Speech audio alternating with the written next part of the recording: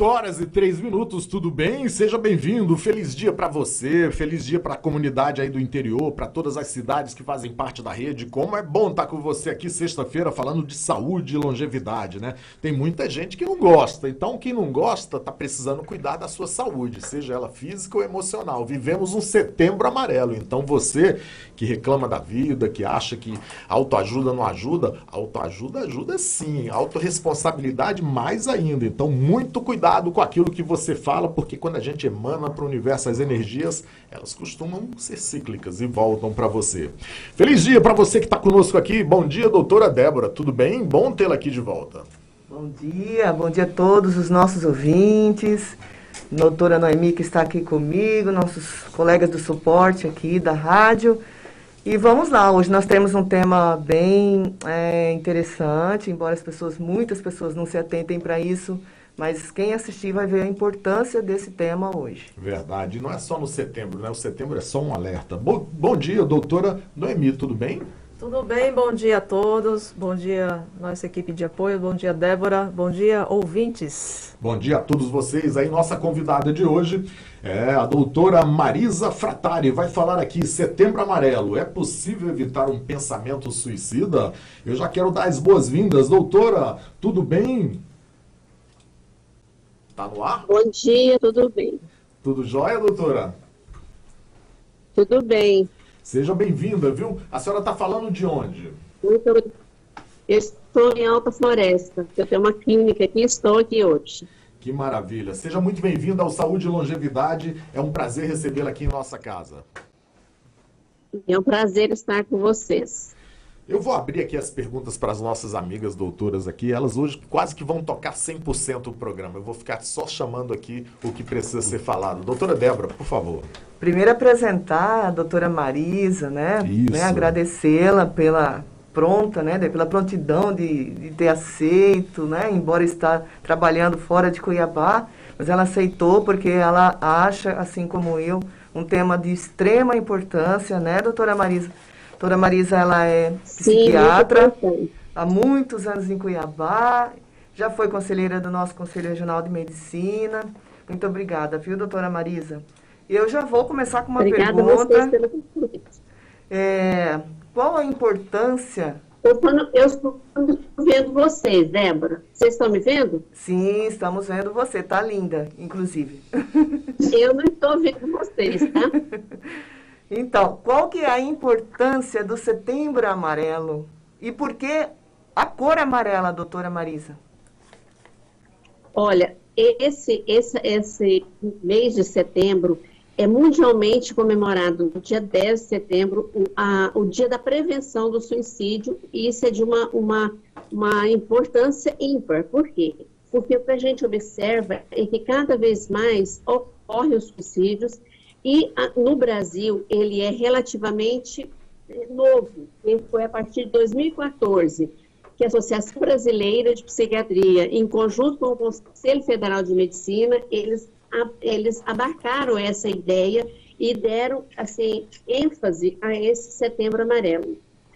E é um mês assim, que a gente tenta falar o máximo possível, a gente tenta divulgar o máximo possível, porque é muito difícil lidar com esse tipo de pessoa que tem uma ideia suicida, que tem um pensamento suicida e que faz, assim, prepara esse momento que para ele está num sofrimento muito grande. E muitas vezes, doutora Débora, o que pode acontecer é o êxito letal. Então, a prevenção disso é muitíssimo importante. Então, a gente avisa, conversa com as pessoas, no sentido de que cada um tome para si a responsabilidade de ajudar as pessoas. Não somente nós que somos médicos. É uma responsabilidade humana, cristã, de que todos nós façamos essa prevenção. Doutora Noemi. Doutora Marisa, e como a gente faz a pessoa que tem um pensamento suicida, tem algum sinal que ela emite, tem alguma fala dela que faz a gente pensar que ela está pensando em suicídio? Sim, doutora Noemi, sempre quando acontece o suicídio ou uma tentativa, existiu antes disso muitos indícios. Não tem jeito de você falar, não sabia nada. Porque se você tiver um pouco de atenção, por isso a prevenção, se você tiver um olhar um pouco mais condescendente, um pouco mais amigo, um pouco mais duradouro em cima de uma pessoa, você vai ver que ele tem muitos indícios. Um quadro depressivo, a pessoa fazendo pedida, fazendo rituais, se isolando da família, não vai bem na escola. Então, isso já é o primeiro indício. Então, assim, procure conversar com essa pessoa. Existem alguns tabus que dizem assim, não, nós não vamos conversar, porque se a gente falar de suicídio, eu estou despertando a ideia. Não, a ideia existe, ela originalmente está na cabeça da pessoa. O que nós temos que fazer é abordar, sim. Nós temos que abordar, porque quando a pessoa fala, minimamente, que ela fala, você pergunta, mas você tem alguma ideia diferente, você está muito tristão, isolado, você tem alguma ideia de tristeza, alguma ideia de acabar com sua vida? Então, isso é um tabu que as pessoas pensam que não pode falar, pelo contrário, a gente tem que abordar, a pessoa fica aliviada, ela se sente muito, assim, tranquila, quando ela sabe que alguém compartilha esse desespero dela, porque nem sempre a pessoa quer morrer. Então, nem sempre o suicídio é realizado no intuito de morte. Muitas vezes o adolescente, a criança, o adulto, o idoso, ele faz porque ele quer terminar o sofrimento, porque ele sempre está passando por um sofrimento. E sempre que ele está passando por um sofrimento, é visível. Se você olhar, prestar atenção um pouquinho, você vai ver que a pessoa tem indícios, sim. Então, é importante abordar o assunto. Você está com alguma ideia diferente? Você está fazendo carta de despedida? O que está acontecendo? Então, se tem um olho apurado, você sempre vai perceber. Doutora Débora? Quase sempre o suicídio está relacionado à depressão ou outros sentimentos, outras doenças. Os estudos mostram que a grande maioria dos casos está associada a algum transtorno mental, ou atual ou antigo, uma pessoa que já faz tratamento, interrompeu esse tratamento, mas os estudos mostram que a grande parte se origina de pessoas deprimidas, transtorno bipolar, onde a gente tem fases de depressão endógena muito grave, e outros transtornos, porque, por exemplo, crise, todos nós passamos por crise. Crise de adaptação, crise de início de nova vida, crise porque separou, crise porque está ansioso, todo mundo tem crise. A crise, mas ela tem que servir para amadurecimento, para que a gente comece um novo ciclo na nossa vida. Só que a pessoa que está deprimida, a pessoa que está triste, tá passando, uma pessoa com uma personalidade mais frágil, ela nem sempre consegue transpor esse período e trazer como introjetar aquilo como um amadurecimento. Então, muitas vezes, a crise, ela se transforma num transtorno de ansiedade, num transtorno de depressão reativa, e é onde nem sempre a pessoa se adapta às mudanças de vida. Poderia ser saudável. Então, quando você aborda a pessoa, mas tem que ser o médico psiquiatra. Não, sim, geralmente é necessário que se faça uma avaliação psiquiátrica, mas antes disso, é necessário que as pessoas olhar para esse pedido das pessoas. Porque muitas vezes o padre, o pastor, um amigo, o vizinho pode ajudar prontamente. Então, é necessário que você olhe para a pessoa. E a grande maioria tem um histórico de transtorno mental, ou pelo menos atual, ou um caso já estabelecido anteriormente. São 8h13, estamos aqui hoje no Saúde e Longevidade, conversando com as doutoras Débora, doutora Noemi e a convidada nossa hoje do programa, a doutora Marisa Frattari, que está falando aqui sobre Setembro Amarelo. É possível evitar um pensamento suicida? Você que tem algum sinal na família, seja em que grau de parentesco seja, ou mesmo no ambiente profissional, fique atento, muito atento, porque existem vários sinais aí, como está tratando aqui a doutora Marisa. Doutora Noemi. Doutora Marisa, quando eu estava estudando sobre o tema, né, para me preparar para a entrevista, eu vi umas estatísticas bem, assim, alarmantes. O suicídio está aumentando, e aumentou principalmente nessa pandemia, mas antes já vinha aumentando, e tem alguns grupos etários, por exemplo, adolescentes, que é um número absurdo de suicídios, né? Então eu estava pensando, talvez os professores sejam uma categoria importante, porque eles estão em contato diário, né? Não agora na pandemia, mas normalmente eles estão em contato diário com as crianças e adolescentes. Eles são capazes de notar, eles podem ajudar a notar esses sinais nas crianças e adolescentes? Sim, é isso que eu falei anteriormente, porque existem os estudos estatísticos mostram que existe assim fatores, por exemplo, histórico pessoal da pessoa, a pessoa que faz tratamento, a pessoa que já tem histórico anterior, uma pessoa que tem ideia de suicídio, fatores estressores crônicos recentes, igual eu te falei, a pessoa está passando por uma situação de crise e ela começa a organizar detalhes, fazer despedidas. E muitas vezes o que favorece é que ela é meio acessível. Tem arma branca, tem arma de fogo. Muitas vezes se observa que são pessoas impulsivas. Então, os professores são fundamentais nessa observação. Os amigos, os colegas, a igreja, o meio social que a pessoa vive. A pessoa geralmente é impulsiva.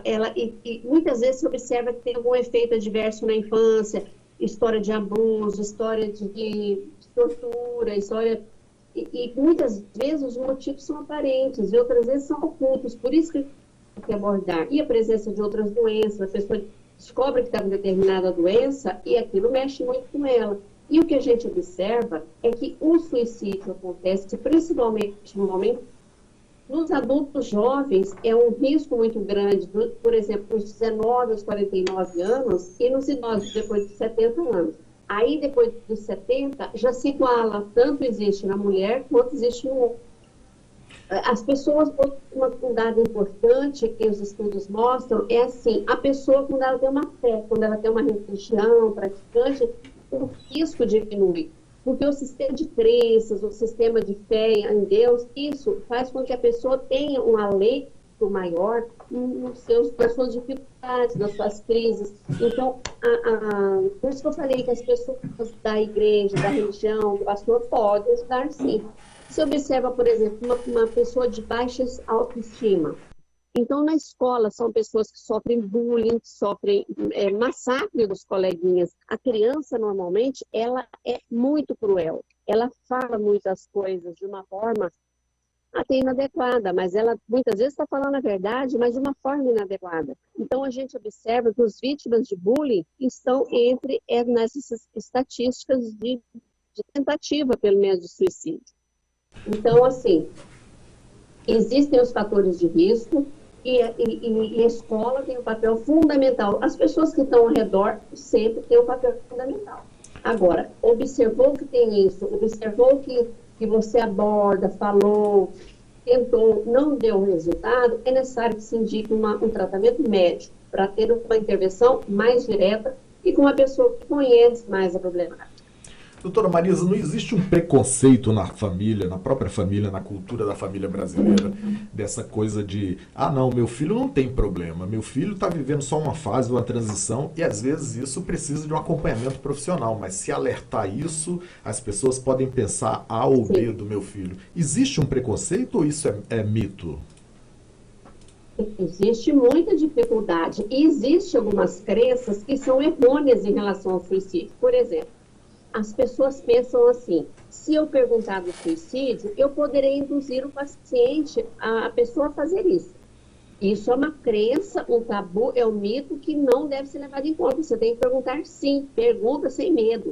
Porque às vezes só da pessoa começar a falar, ela já sente um alívio, ela vê que tem alguém do lado dela que pode compartilhar o sofrimento. Outra coisa que existe uma crença muito errônea, você falar assim, a pessoa que está ameaçando, ela não suicida. Porque quem está fazendo isso só para manipulação? A gente, na psiquiatria, nós psiquiatras, não levamos isso em consideração. Se a pessoa tem indícios, se ela está mostrando sinais, se ela está manipulando ou não, não interessa, faz parte da problemática. E a gente não considera que ela está fazendo só para manipular. A gente considera que ela é um suicida em potencial e que tem que ter uma abordagem direta. Aí a pessoa assim, o suicídio só acontece quando a pessoa tem uma doença mental. Nem sempre, porque muitas vezes, numa crise, a pessoa dita normal, ela pode desencadear esse desejo. Aí ela fala assim, no lugar dele, eu também me mataria. Como assim? Você nunca se coloque no lugar do outro, no sentido ele está passando tanto infortúnio, se você eu também faria? E você não pode abordar dessa forma. Que ajuda você presta. Eu também faria isso? Não, isso não é uma abordagem adequada. E muitas vezes a pessoa fica com raiva da família e fala, da próxima vez você se mata mesmo, porque desse jeito não dá. Quer dizer, você fala, ele já está frustrado, ele já está com dificuldade, você ainda induz a ele a fazer o ato. Não, então você faz da próxima vez? Não, você tem que falar, não faça, sua vida é importante. E muitas vezes também uma crença errônea, quem tenta não vai se matar, porque quem quer se matar, mata mesmo.